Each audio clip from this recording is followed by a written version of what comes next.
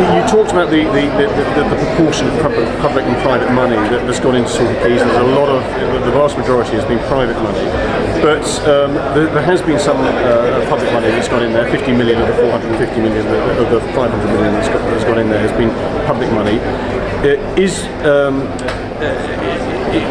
Is public money, is continued public investment going to be essential, and for what kind of things is it going to be essential at Media City? Well, the kind of things that we invested in were making sure that we took the Metrolink into Media City, transport, a new footbridge, connectivity. I think that there is a role for the public sector in those terms.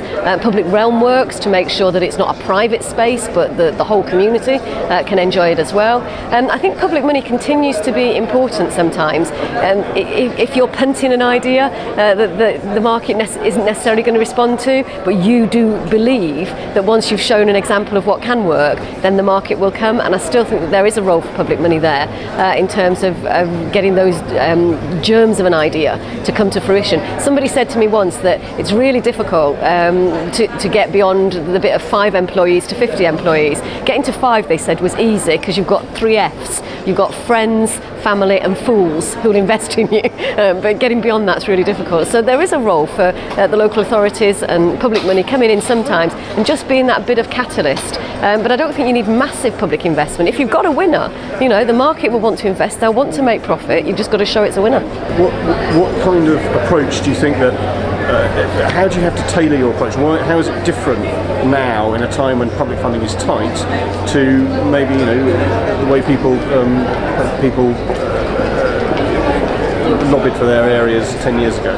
Well, I think you have to accept that there's not going to be shed loads of money in great big pots that are going to come through, and therefore your ideas have got to be really sharp, and you've got to show what the product is, and you've got to show that any public money that's invested isn't going to go in bureaucracy or infrastructure or in people's expense accounts or whatever. It's got to be about what can you deliver in a really hard-nosed and commercial way, and I think that we all now want to get the best value out of everything that we spend, and I think that the leverage, 9 to 1 at Media City, public-private, that's a pretty good deal by anybody's calculations.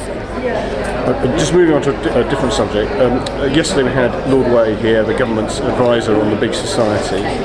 Now, obviously, in your time as community secretary, you had a big drive towards trying to empower local communities and also empower local government, and we've seen some of the first fruits of that with the creation of the statutory city region in Manchester and so on and so forth. But I wanted to ask you,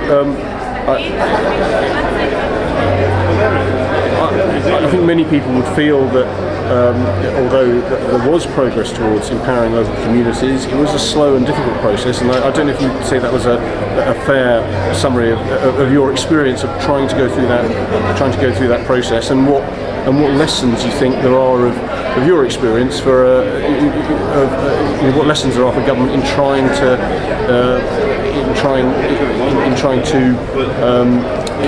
push that process through.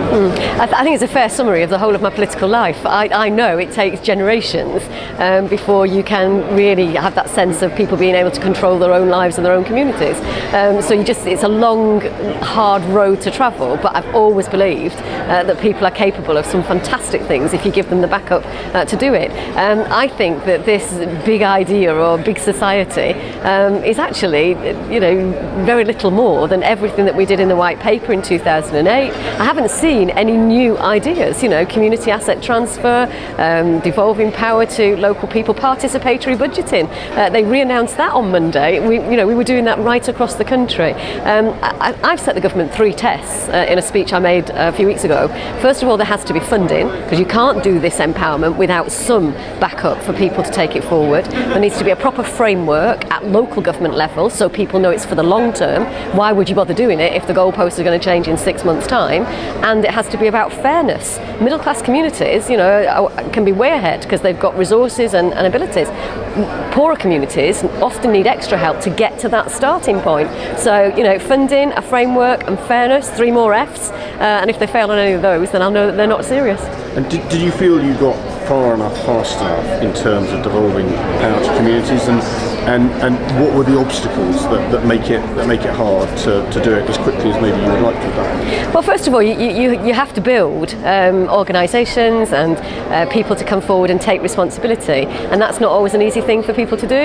You have to give them backup, support, capacity building, all of that, and if you don't, then you sometimes set people up to fail, and people can invest their lives in this, and if government then just pulls the plug, and there's an organisation in Birmingham that really needed the help of their RDA in order to get their community hall refurbished and to do fantastic work they're doing. Without the RDA, that wouldn't have happened. So it is always slow progress, but I think we made some significant changes, and I would like to do more, particularly with local government. I think there are now some good ideas emerging about a kind of big city approach, where it's an enabling local government, really pushing on with this agenda. But it's certainly not David Cameron's big idea. I think he's just stolen it.